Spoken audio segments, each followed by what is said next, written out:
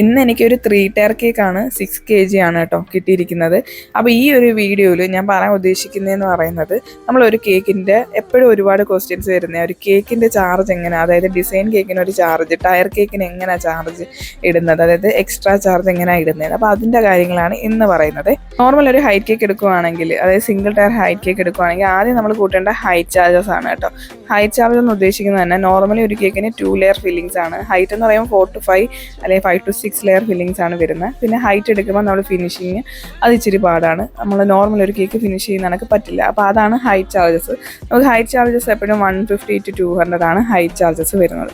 പിന്നെ നമ്മൾ material cost നോക്കണം. എന്ത് സാധനമാണോ നമുക്ക് അവർ ചെയ്യാൻ, അതായത് കസ്റ്റമർ ചെയ്യാൻ തന്നിരിക്കുന്നത് അതിൻ്റെ ഒരു മെറ്റീരിയൽ കോസ്റ്റ് നമ്മൾ എടുക്കണം. ഇത്രത്തെ സാധനങ്ങളൊക്കെ ആകുമ്പോഴത്തേക്ക് ഇത്രയും കോസ്റ്റ് ആവും, അല്ലെങ്കിൽ 300 രൂപ അല്ലെങ്കിൽ 400 രൂപ ആവും എന്ന് വിചാരിക്കുക.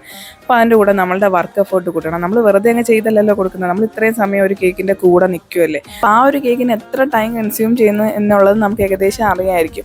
ചില ഫോണ്ടൻ്റ് വർക്കുള്ള കേക്കൊക്കെ ആണെങ്കിൽ ഒരുപാട് മണിക്കൂറുകൾ തന്നെ നമുക്ക് ആ ഒരു കേക്കിൻ്റെ വർക്കിന് വേണ്ടിയിട്ട് നിൽക്കണം. പിന്നെ അതിന് ശേഷമായിരിക്കും നമ്മൾ കേക്ക് ചെയ്യുന്നതും ഒക്കെ.